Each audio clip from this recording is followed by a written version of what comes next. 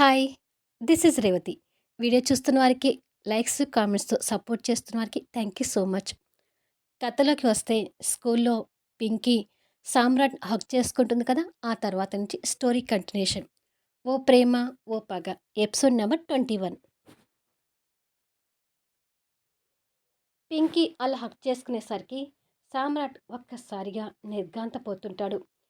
తెలియకుండానే అతని చెయ్యి పాప వెన్ను మీదకి వెళ్తున్నట్టుగా ఉంటుంది. పాప కూడా అలాగే పట్టుకొని సామ్రాట్ని తడుముతూ ఏడుస్తూ ఉంటుంది. ఆ పసిపాప స్పర్శ సామ్రాట్ శరీరానికి తగిలేసరికి సామ్రాట్ మనసు ఒక రకమైన సంఘర్షణకు దారి తీస్తున్నట్టుగా అనిపిస్తూ ఉంటుంది.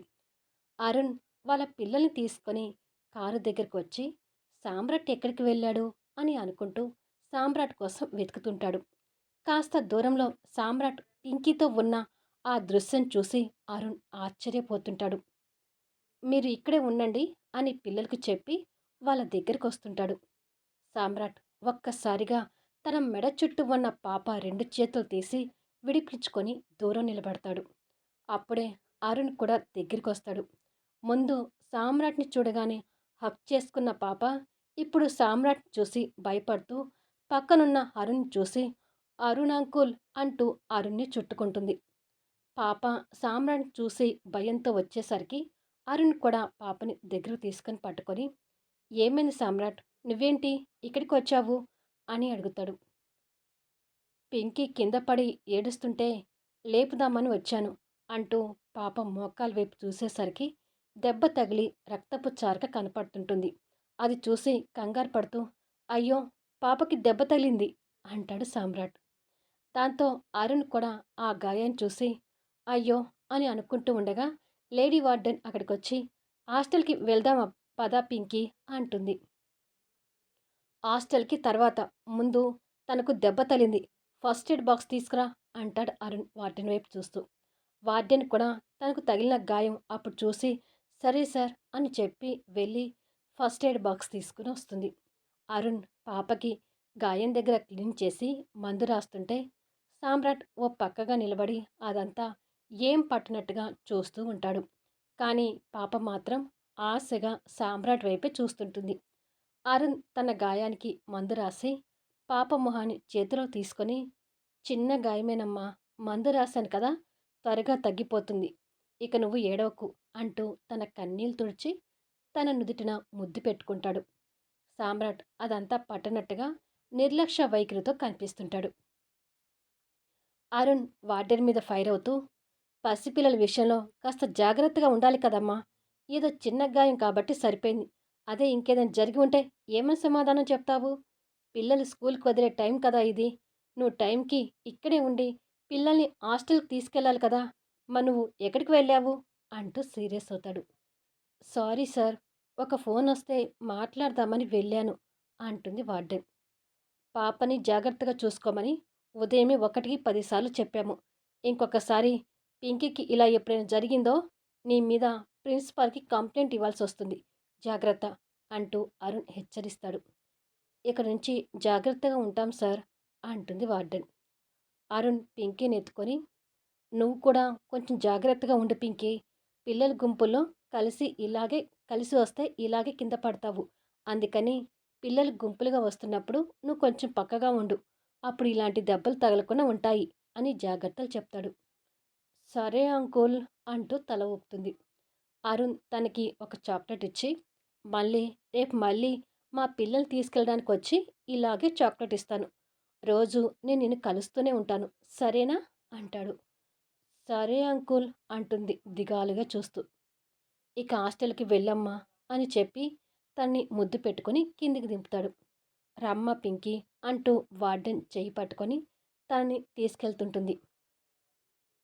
పద సామ్రాట్ అని చెప్పి అరుణ్ సామ్రాట్ కార్ దగ్గరికి వెళ్తుంటారు.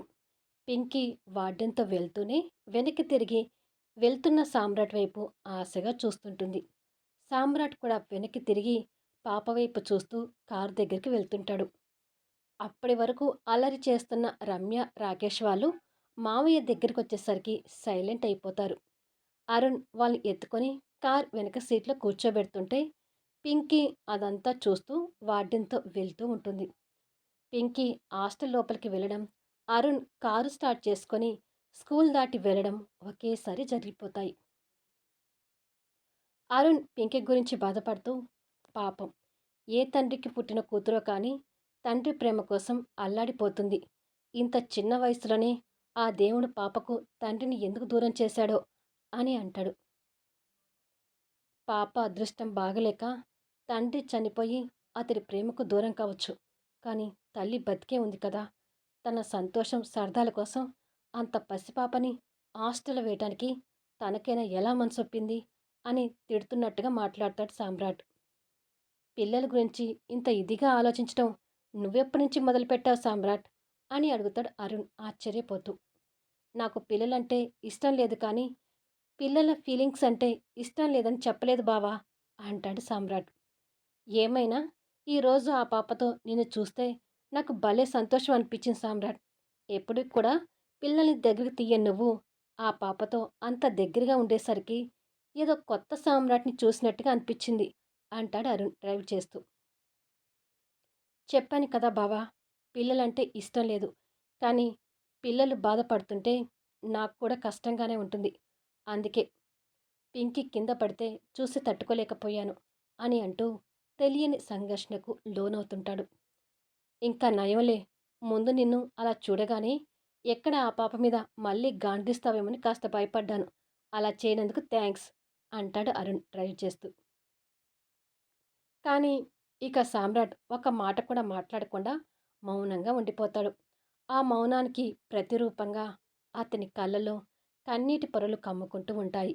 కానీ వాళ్ళ ముందు ఆ కన్నీళ్లను బయటికి కనపనివ్వకుండా కంట్రోల్ చేసుకుంటూ ఉంటాడు. రమ్య, రాకేష్ మాత్రం కారులో ఉన్నా కూడా లేనట్టుగా వాళ్ళ మావయ్యకి భయపడుతూ కామ్గా కూర్చొని ఉంటారు. నీకేం తక్కువ అని ఒక పిల్ల తల్లిని పెళ్లి చేసుకుంటానంటున్నావు? నీ పద్ధతేమీ బాగలేదు భరత్ అంటూ మేనలుడి మీద మండిపడుతుంటుంది రత్నప్రభ. పెళ్లి చేసుకోవాలనుకునేది నేను అనుకున్నప్పుడు నాకు నా ఇష్టాలు ముఖ్యం అత్త. ఈ విషయంలో ఎవరు ఏం చెప్పినా నేను వినను. నేను శక్తిని పెళ్లి చేసుకొని తీరతాను అంటూ మొండిగా వాదిస్తుంటాడు భరత్. శక్తిని కలవడం కోసం బయటికి వెళ్ళడానికి రెడీ అవుతూ. అంటే నా పెంపకానికి గౌరవం లేకుండా చేస్తున్నావా భరత్ అని అడుగుతుంది రత్నప్రభ. గౌరవం లేక కాదు అత్త, మీరంటే నాకు చాలా ఇష్టం. అలాగే శక్తి కూడా నాకు చాలా ఇష్టం. ఇన్నేళ్ళు తను దూరమై ఎలా పిచ్చివాణ్ణయ్యానో మీకు తెలుసు కదా! తెలిసి కూడా మీరు ఇలా మాట్లాడడంలో అర్థం లేదు. శక్తి లేకుండా నేను ఉండలేనత్తా. శక్తిని పెళ్లి చేసుకుంటాను. ఆ పాపకు కన్న తండ్రిగా బాధ్యత తీసుకుంటాను. దయచేసి ఈ విషయంలో మీరు అడ్డు చెప్పకపోతే మంచిది అని వాళ్ళ అత్తతో కోపంగా చెప్పి బయటకొచ్చి కారు తీస్తాడు. ఛీ! పోయిందనుకున్న దరిద్రం ఇలా తగలబడి నా మేనల్ని నాకు దూరం చేసేటట్టుగా ఉంది. అసలు వీడికి ఏమైంది? పిల్ల తల్లిని చేసుకొని ఆ బిడ్డకు తండ్రినవుతానని పిచ్చి పిచ్చిగా వాగుతున్నాడు. భరత్ మనసుని ఎలా మార్చాలి అంటూ తాపత్రయపడుతుంటుంది రత్నప్రభ. కొద్దిసేపటికి పార్కులో భరత్ వెయిట్ చేస్తూ ఉండగా శక్తి అక్కడికొస్తుంది. తనని చూడగానే నవ్వుతూ వెళ్ళి తనని హగ్ చేసుకుంటాడు. ఆ రోజు తన గురించి చెప్పినప్పుడు తన మీద సీరియస్ అయిన భరత్కి ఇప్పుడు భరత్కి చాలా తేడా కనిపిస్తూ ఉంటుంది. కానీ భరత్ని దూరం పెట్టే ఆలోచన ఉన్న శక్తి భరత్ని పట్టుకొని విడిపించుకొని ఎదురుగా నిలబెట్టి, ఏంటి భరత్, నా గురించి చెప్పినా కూడా ఇలా చేస్తున్నావు అని అడుగుతుంది. భరత్ తన చేతిని చేతిలో తీసుకొని, ఇక ఆ విషయాలని మర్చిపో శక్తి. ఇక నుంచి పాప నీ పాప కాదు, మన పాప. నాకు మన పాపని చూడాలనుంది. ఇంతకీ మన పాపని నాకెప్పుడు చూపిస్తావో ముందు అది చెప్పు అని అడుగుతాడు. ప్లీజ్ భరత్, అలా అనకు. నువ్వు నన్ను పెళ్లి చేసుకుంటానన్నా నేను నిన్ను పెళ్లి చేసుకోవడానికి రెడీగా లేను. నీ పిచ్చి ఆలోచనలు ఇప్పటికైనా మానేసి నీ జీవితంలో మరొక అమ్మాయికి స్థానం ఇవ్వు అంటుంది. నా జీవితమే నువ్వు అయినప్పుడు నా జీవితంలో ఇంకొక అమ్మాయికి స్థానం ఇవ్వడం ఏంటి శక్తి అడుగుతాడు భరత్ సీరియస్ అవుతూ. త్యాగానికైనా ఒక హద్దు ఉండాలి భరత్. నన్ను పెళ్లి చేసుకుంటే సొసైటీలో నీ పరువు కూడా పోతుంది. భరత్ ఒక బిడ్డ తల్లిని పెళ్లి చేసుకున్నాడు అని అందరూ నిన్ను వేలు పెట్టి చూపిస్తారు.